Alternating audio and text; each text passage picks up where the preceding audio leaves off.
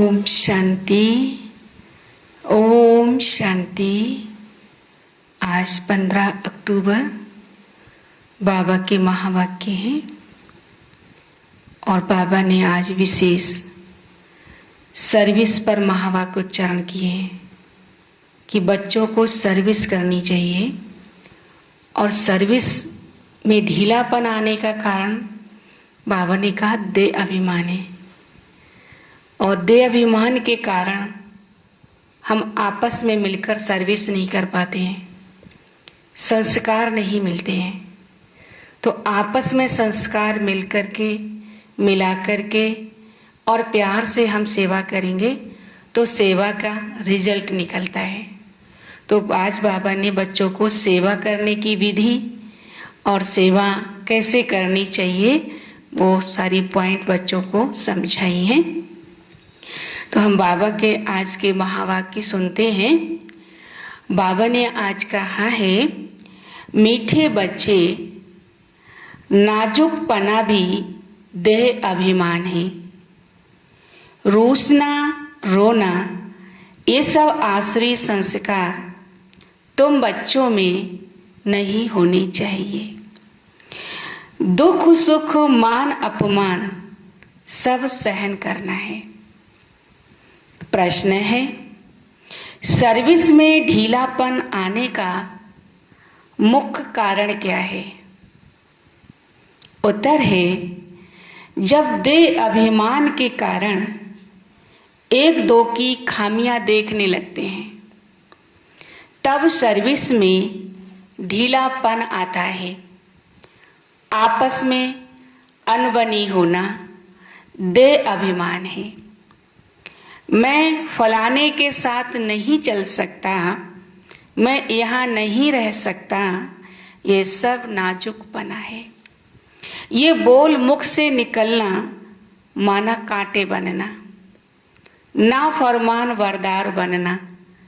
बाबा कहते हैं, बच्चे तुम रूहानी मिलिट्री हो, इसलिए आर्डर हुआ तो फौरन हाजिर होना चाहिए। कोई भी बात में आनाकानी मत करो। ओम शांति। रूहानी बाप बैठ रूहानी बच्चों को समझाते हैं। बच्चों को पहले ये शिक्षा मिलती है कि अपने को आत्मा निश्चय करो। देह अभिमान छोड़ देही अभिमानी बनना है। हम आत्मा हैं, देही अभिमानी बने तभी बाप को याद कर सके। वह है अज्ञान काल और यह है ज्ञान काल। ज्ञान तो एक ही बाप देते हैं जो सर्व की सदगति करते हैं और वह है निराकार, अर्थात उनका कोई मनुष्य आकार नहीं है। जिसको मनुष्य का आकार है उसको भगवान नहीं कह सकते हैं। अब आत्माएं तो सब निराकारी ही हैं, परंतु देह अभिमान में आने से अपने को आत्मा भूल गए हैं। अब बाप कहते हैं तुमको वापस जाना है, अपने को आत्मा समझो, आत्मा समझ बाप को याद करो, तब जन्म जन्मांतर के पाप भस्म होंगे। और कोई उपाय नहीं है। आत्मा ही पतित और आत्मा ही पावन बनती है। बाप ने समझाया है, आत्माएं हैं सत्युग त्रेता में ना पावन आत्माएं, तो पतित आत्मा फिर रावण राज्य में बनती है। सीढ़ी में भी समझाया है, जो पावन थे वही पतित बने। 5000 वर्ष पहले तुम सब आत्माएं शांति धाम में पावन थी, उसको कहा ही जाता है निर्वाण धाम। फिर कलयुग में पतित बनते हैं, तब चिल्लाते हैं कि हे पतित पावन आओ। बाबा समझाते हैं, बच्चे मैं जो तुमको ज्ञान दे रहा हूँ पतित से पावन होने का, वह सिर्फ मैं ही देता हूँ। जो फिर प्रयालोप हो जाता है बाप को ही आकर सुनाना पड़ता है। यह मनुष्यों ने अथाह शास्त्र बनाए हैं। सत्युग में कोई शास्त्र होता ही नहीं है। वहाँ भक्ति मार्ग रिंचक भी नहीं है। सतयुग में भक्ति नहीं होती है। अभी बाप कहते हैं तो मेरे द्वारा ही पतित से पावन बन सकते हो। पावन दुनिया जरूर बननी ही है। मैं तो बच्चों को ही आकर राजयोग सिखलाता हूँ। दैवी गुण भी धारण करने, हमारी पढ़ाई है मनुष्य से देवता बनने की। बाबा कहते दैवी गुण धारण करना है। रूसना, रोना, ये सब क्या है? आसुरी स्वभाव है। बाप कहते दुख सुख मान अपमान सब बच्चों को सहन करना है। नाजुकपना नहीं, मैं फलाने स्थान पर नहीं रह सकती हूँ, तो ये भी क्या हुआ? नाजुकपना है।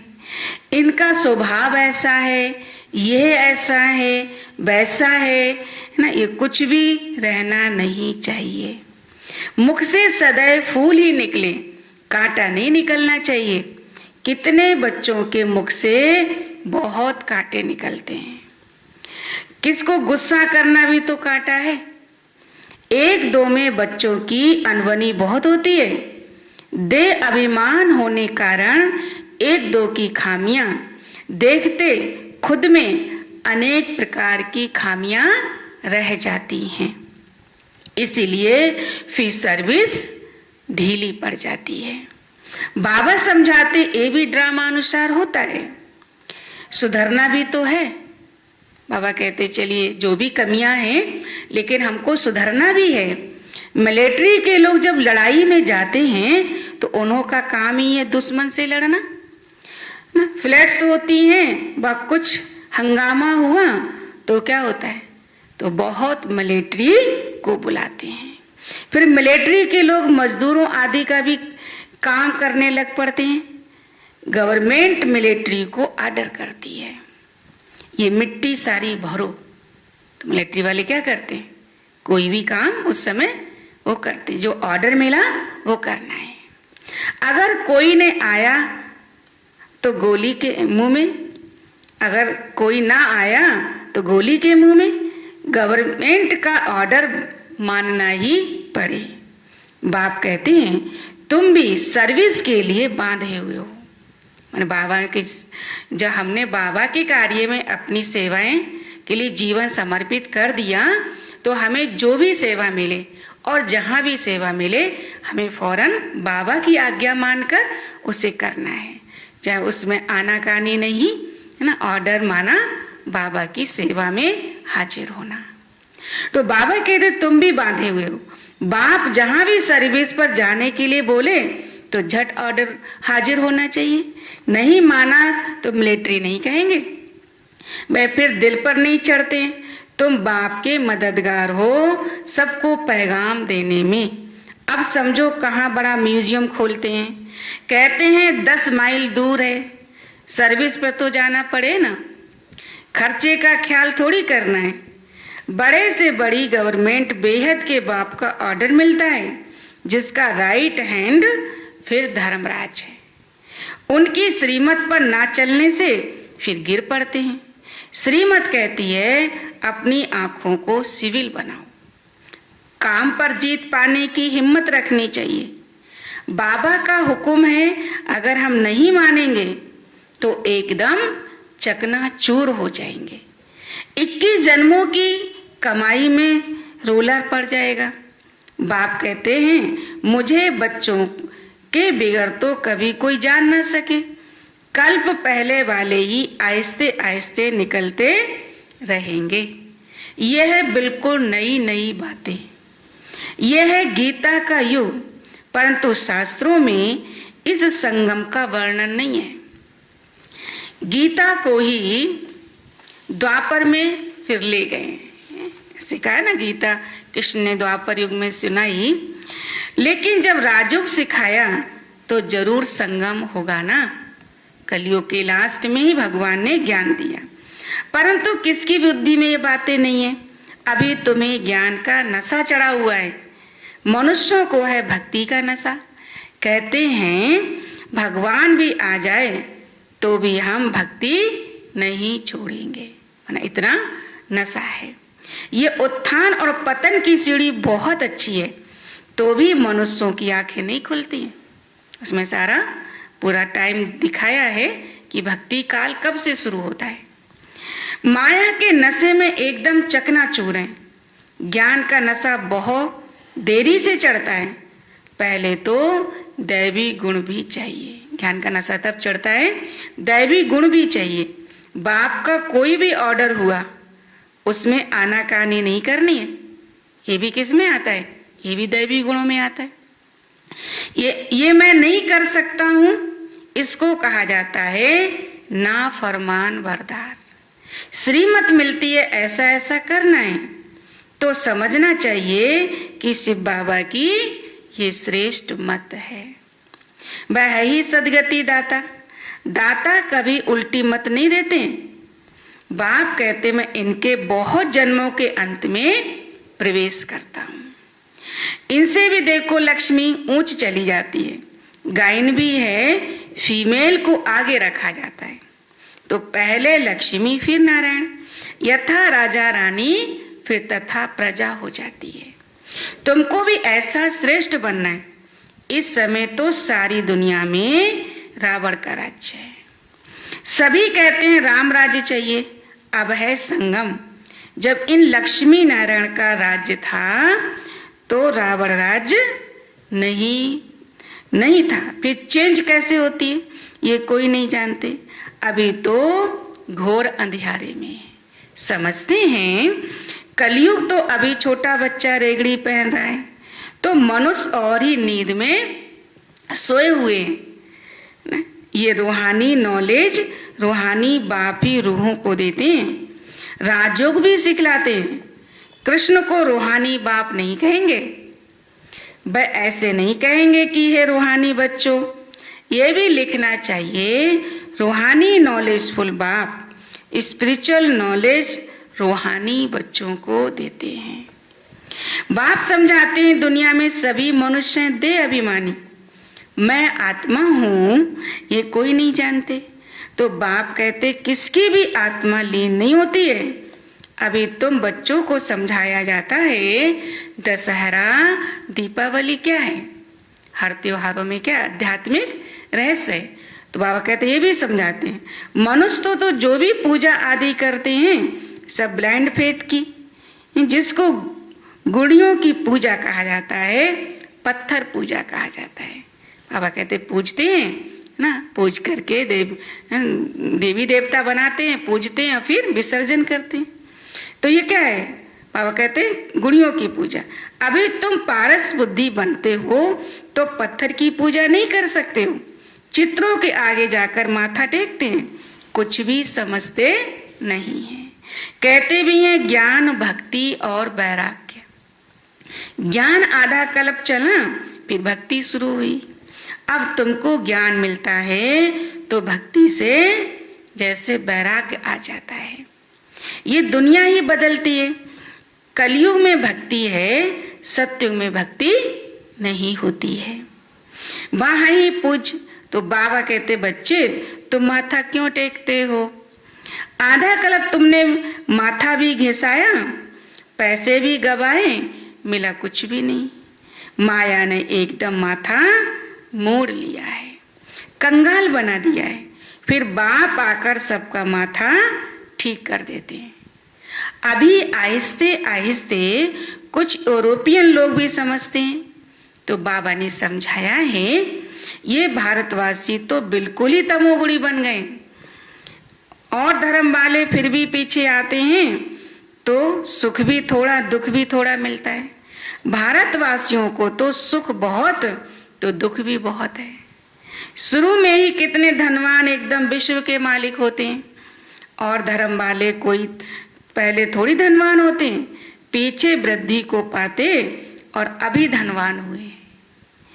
अब फिर सबसे भिखारी भारत बना है। अंध श्रद्धालु भी भारत ही है। ये भी ड्रामा बना हुआ। भारत के कितने तीर्थ यात्राएं हैं और कितनी भक्ति पूजा होती है। तो बाबा कहते हैं मैंने जिसको हेवन बनाया वह हेल बन गया है। मनुष्य बंदर बुद्धि बन गए हैं। उनको मैं आकर मंदिर लायक बनाता हूँ। विकार बड़े कड़े होते हैं, क्रोध कितना है?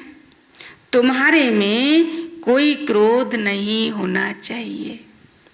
बिल्कुल मीठे, शांत, अति मीठे बनो। ये भी जानते हो कोर्टों में कोई निकलते हैं राजाई पद पाने वाले, तो बाप कहते मैं आया ही हूं तुमको नर से नारायण बनाने। जिनको ऊंचा पद पाना है वो अपने संस्कारों को बदलने पर मेहनत करता है और ध्यान रखता है कि मुझे गुस्सा नहीं करना है। बाबा कहते लायक बनना है। उसमें भी 8 रतन मुख्य गाए जाते हैं। 8 रतन और बीच में है बाप। 8 है 5 विद ऑनर्स, सो भी नंबरवार पुरुषार्थ अनुसार। देह अभिमान को तोड़ने में बड़ी मेहनत लगती है। देह का भान बिल्कुल निकल जाए। कोई कोई पक्के ब्रह्म ज्ञानी जो होते हैं उन्हों का भी ऐसे होता है। बैठे बैठे देह का त्याग कर देते, बैठे बैठे ऐसे शरीर छोड़ते वायुमंडल एकदम शांत हो जाता है। और अक्सर करके प्रभात के शुद्ध समय पर शरीर छोड़ते। ऐसे जो ब्रह्म ज्ञानी असुदात्माएं हैं वो भी देखो प्रभात, कई आत्माएं 3 बजे 4 बजे ऐसे शरीर छोड़ के जाती हैं। रात को मनुष्य बहुत गंध करते हैं, सुबह को स्नान आदि करके भगवान भगवान कहने लगते हैं। कई तो ऐसे भी होते हैं जो उठ करके नहा लेते हैं और नहा करके पूजा पाठ करके फिर शरीर छोड़ते हैं। ऐसे कई आत्माओं का कहानी देखने में आती है। पूजा करते हैं, बाप सब बातें समझाते रहते हैं। प्रदर्शनी आदि में भी पहले पहले तुम अलिफ का परिचय दो। पहले अलिफ और बे, बाप तो एक ही निराकार है। बाप रचयिता ही बैठ रचना के आदि मध्य अंत का ज्ञान समझाते हैं। वही बाप कहते हैं माम एकम याद करो। देह के संबंध छोड़ अपने को आत्मा समझ माम एकम याद करो। बाप का परिचय तुम देंगे फिर किसको हिम्मत नहीं रहेगी प्रश्न उत्तर करने की। पहले बाप का निश्चय पक्का हो जाए तब बोलो। 84 जन्म ऐसे लिए जाते हैं। चक्र को समझ लिया, बाप को समझ लिया, फिर कोई प्रश्न उठेगा ही नहीं। बाप का परिचय देने बिगर बाकी तुम टिक टिक करते हो तो उसमें तुम्हारा टाइम बहुत वेस्ट हो जाता है। और कहते पहले बुद्धि में, क्योंकि सबसे ज्यादा आज कन्फ्यूजन परमात्मा के बारे में है।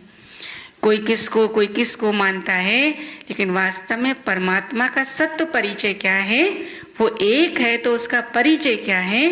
जब तक ये बुद्धि में बैठे तब तक बाबा कहते और ज्ञान समझ में नहीं आ सकता है।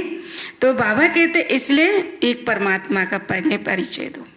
गले ही जैसे घुट जाते हैं समझाते समझाते। पहली बात अलिफ की ही उठाओ। सबसे पहले परमात्मा का परिचय दो। टिक टिक करने से समझ थोड़ी सकते हैं, बिल्कुल सिंपल रीति और धीरे से बैठ समझाना चाहिए। जो देही अभिमानी होंगे वही अच्छा समझ सकेंगे। बड़े बड़े म्यूजियम में अच्छे समझाने वालों को मदद देनी पड़े। अगर जहाँ अच्छे म्यूजियम बड़ी सेवाएं हैं तो उनको वहां समझाने के लिए जाओ, मदद करनी चाहिए। थोड़े रोज अपना सेंटर छोड़ मदद देने जाना है। वहाँ कहते है ना, अच्छे जो बच्चे हैं अपने सेंटर से ना निकल कर और बाहर जाके सेवा करके आओ। पिछाड़ी में सेंटर संभालने कोई को बिठा दो। अगर गद्दी संभालने लायक कोई को आप समान नहीं बनाया है तो बाप समझेंगे कोई काम के नहीं, सर्विस ही नहीं की है। कहते आप निकलो तो कम से कम पीछे बाबा का सेंटर दूसरे बाबा के बच्चे अच्छे से संभाल सकें तो आपको सेवा में निकलने का चांस मिलेगा। तो ये भी सेवा में आता है। तो इसलिए बाबा को लिखते हैं सर्विस छोड़कर कैसे जाएं, कोई है नहीं संभालने वाला, ऐसे फिर उनके आगे इस प्रकार का बंधन आ जाता है। बाबा कहते लायक बनाओ। अरे बाबा हुक्म करते हैं फलानी जगह सर्विस है, सर्विस पर जाओ। अगर गद्दी लायक किसको नहीं बनाया तो तुम किस काम के। बाबा ने हुक्म दिया है, किया है, झट भागना चाहिए। इवन बाबा कहते इसमें आनाकानी नहीं करो कि कोई है नहीं या पीछे संभालने वाले। बाबा कहते नहीं, बाबा ने कहा है तो निकलो, बाबा सेंटर संभालेंगे। महारथी ब्राह्मणी उनको कहा जाता है, बाकी तो सब हैं घोड़े सवार प्यादे। सबको सर्विस में मदद देनी है।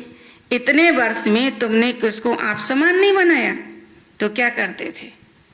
आज बाबा कहते देखो क्या करते थे। इतने समय में मैनेजर नहीं बनाया है जो सेंटर संभाले। कैसे कैसे मनुष्य आते हैं जिनसे बात करने का भी अकल चाहिए। वह कहते सेंटर संभालने का मतलब है हर प्रकार के लोग आते हैं तो उनसे बात करने का भी अकल होना चाहिए। मुरली भी रोज पढ़नी है अथवा सुननी है। मुरली नहीं पढ़ी गोया अब्सेंट पड़ गई। वक्त बाबा की मुरली पढ़ना माना बाबा के रजिस्टर में प्रेजेंट होना, नहीं तो अब्सेंट हो जाएंगे। तुम बच्चों को सारे विश्व पर घेराव डालना है। तुम सारे विश्व की सेवा करते हो ना, तो पतित दुनिया को पावन बनाना, ये घेराव डालना है ना। सभी को मुक्ति, जीवन मुक्ति धाम का रास्ता बताना है, दुख से छुड़ाना है।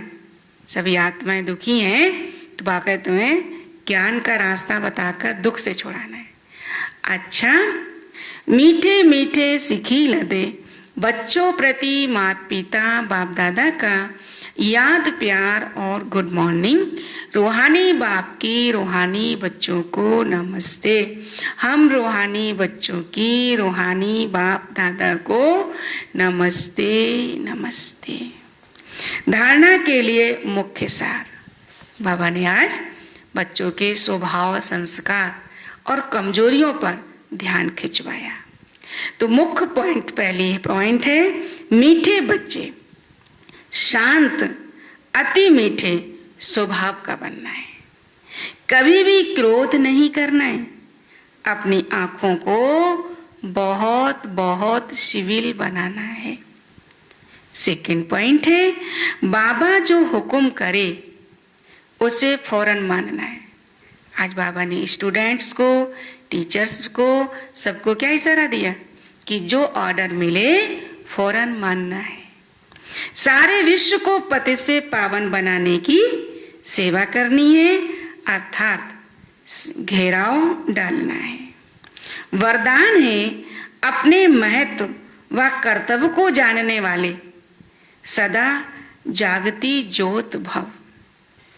अपने महत्व व कर्तव्य को जानने वाले सदा जागती ज्योत भव। स्पष्टीकरण है आप बच्चे जग की ज्योत हो, तो आपके परिवर्तन से विश्व का परिवर्तन होना है।